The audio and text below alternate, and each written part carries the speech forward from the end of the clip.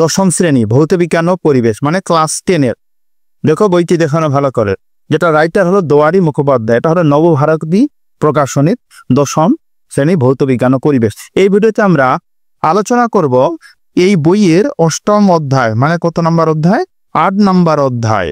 কি আছে 8 নম্বর অধ্যায়? এই যে দেখো পেজ নাম্বার যেটা তোমাদের 97 পেজের 8 নম্বর অধ্যায়, পদার্থের ভৌত রাসায়নিক ধর্মসমূহ। এই অধ্যায়ে অনুশীলনী, এই অধ্যায়ের অনুশীলনীতে অনেক পার্ট আছে, তোমরা জানো যে অনুশীলনী যেটা পেজ নাম্বার 144 পেজে 8.5 ধাতুবিদ্যা। এই অনুশীলনীর এখান থেকে একদম বিভাগ গ, মানে ঘয়ের উপর থেকে এই যে এই অবধি সম্পূর্ণ প্রশ্নের সমাধান আমরা এই ভিডিওতে করব। তবে তোমরা যারা এর আগের ভিডিও মানে 8.1, 8.2, 8.3, 8.4 অবধি পাওনি, আমি ডেসক্রিপশনে লিঙ্ক দিয়েছি প্লেলিস্টে সবটাতে, তোমরা ওখানে গিয়ে বাকি প্রশ্নের উত্তরগুলি লিখে নিতে পারো। তাহলে আমরা কথা না বাড়িয়ে এবার ধাতুবিদ্যা ক, নৈবেত্তিক প্রশ্ন। সঠিক উত্তরটি নির্বাচন করো বা এমসিকিউ। নাম্বার 1, তাপ নিষ্কাশিত হয় যে আকরিকে তা হলো কপার গ্লাস, ম্যাঙ্গানিজ, মেলকাটি, কপার পাইরাইটিস না হেমাটাইট। উত্তর হবে অপশন সি, কপার পাইরাইটিস। কি বললাম এটার উত্তর? Option C.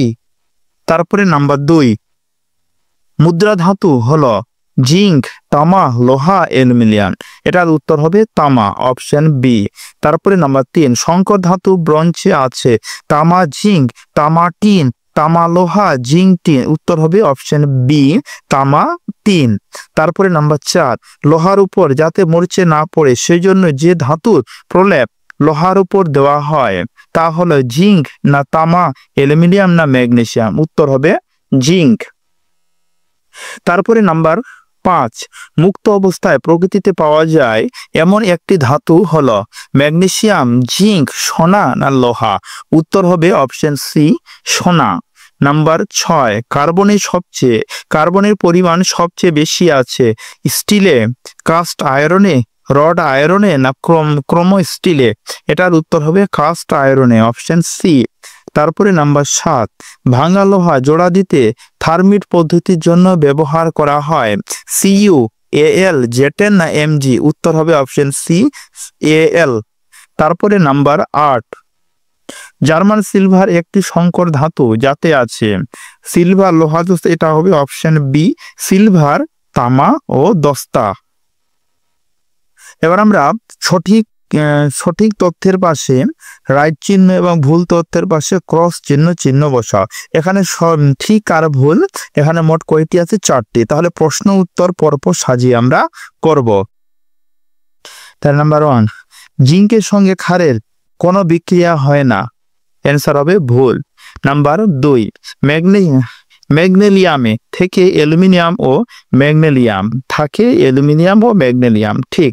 তোমরা পাশে বইটি রাখো, তাহলে সুবিধা হবে তোমাদের, বইটি দেখে তোমরা দিতে পারো। যেটা পেজ নাম্বার 144। নাম্বার 3, নাইক্রোমের তার ব্যবহার করা হয় বৈদ্যুতিক মিটারে। ভুল।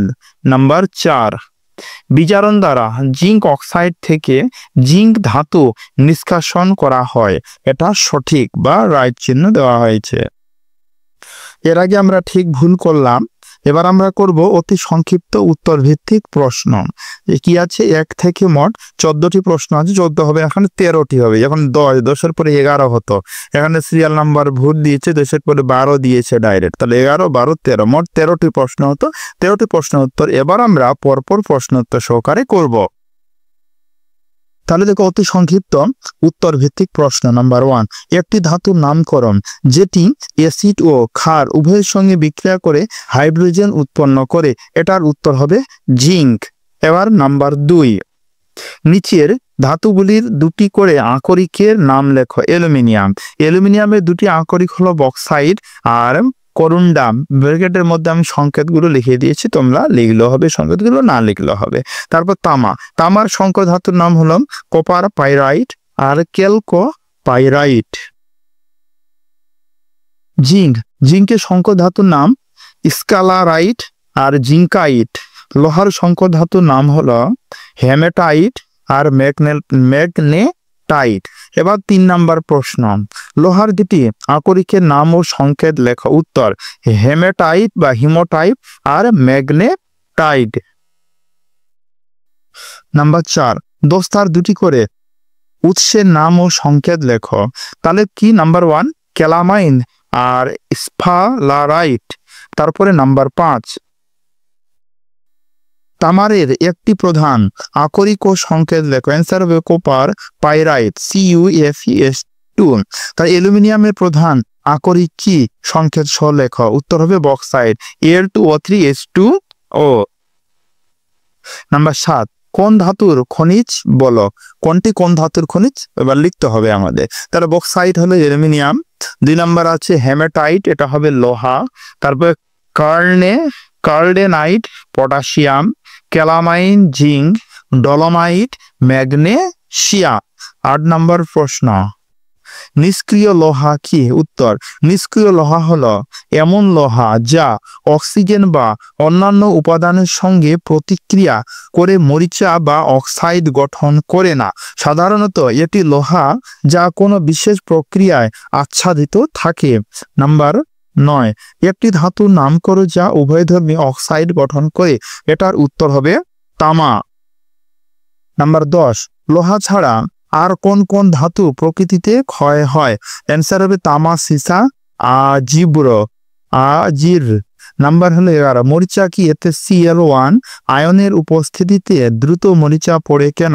মরিচা হলো লোহার অক্সাইড যা আর্দ্র পরিবেশে লোহার ক্ষয়ের ফলে তৈরি হয়। C1 আয়ন উপস্থিতি থাকলে এটি লোহার সাথে সহজেই বিক্রিয়া করে এবং ক্ষয় প্রক্রিয়া দ্রুত ঘটে।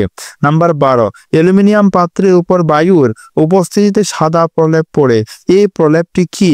অ্যান্সার হবে অ্যালুমিনিয়াম অক্সাইডের প্রলেপটা। নাম্বার 13, তামার অধিকাংশ সংকর ধাতুর উপর সবুজ ছপ পড়ে। এটি কি? অ্যান্সার হবে এটি হলো তাম্র জারণ। তাহলে আমরা 1 থেকে একদম 14 নাম্বার হবে না, আগে বললাম 13 নাম্বারও দিবে। নাম্বার ভুল আছে, এই অবধি করলাম। এবার আমরা বিভাগ গ সংক্ষিপ্ত উত্তর ভিত্তিক প্রশ্ন মান 2 মার্কের 1 থেকে মোট 9টি প্রশ্নের উত্তর আমরা করব। তাহলে এই প্রশ্নগুলি আমরা আগের মতোই আমরা প্রশ্ন উত্তর সহকারে সাজিয়ে করব। তাহলে প্রথম প্রশ্ন, সংক্ষিপ্ত উত্তর ভিত্তিক প্রশ্ন নাম্বার 1, Al এর দুটি ধাতু সংকরের নাম লেখো এবং সংযুক্তটি উল্লেখ করো। উত্তর নাম্বার 1, দ্বিতীয় বিশ্বযুদ্ধে বিমানে ব্যবহৃত ধাতু aluminium manganese, aluminium plus manganese সংযুক্তি সংকর ধাতুতে শক্তি এবং স্থিতিস্থাপকতা বৃদ্ধি পায় যা বিমানের গঠন শক্তিশালী করে। নাম্বার 2, বাদাইয়ের জন্য ব্যবহৃত ধাতু অ্যালুমিনিয়াম প্লাস কপার সংযুক্তি এই সংকর ধাতুর গঠন কঠিন এবং এর তাপ এবং বৈদ্যুতিক পরিবাহিতা ভালো হয়।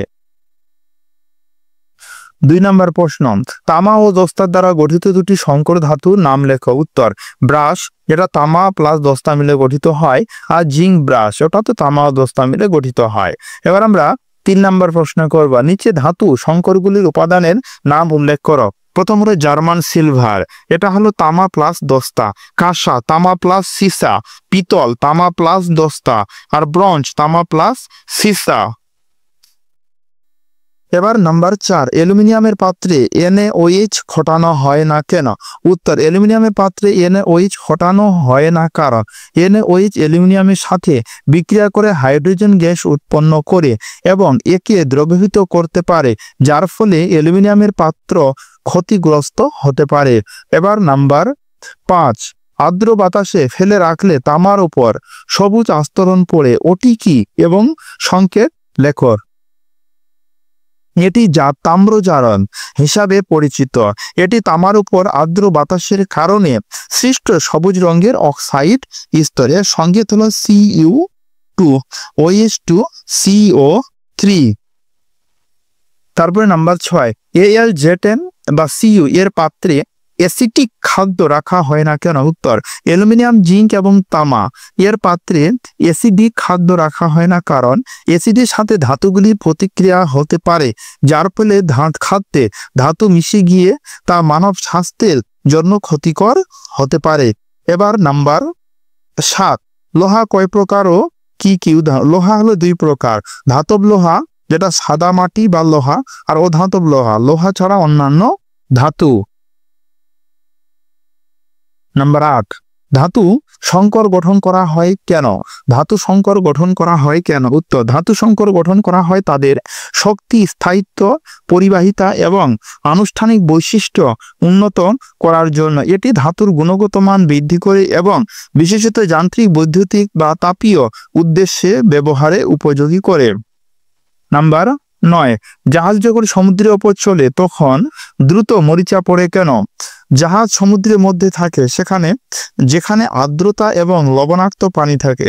এই পরিবেশে জাহাজে লোহা দ্রুত অক্সাইড গঠন করতে থাকে, কারণ লবণাক্ত পানি আরো দ্রুত অক্সিডেশন প্রক্রিয়াকে ত্বরান্বিত করে।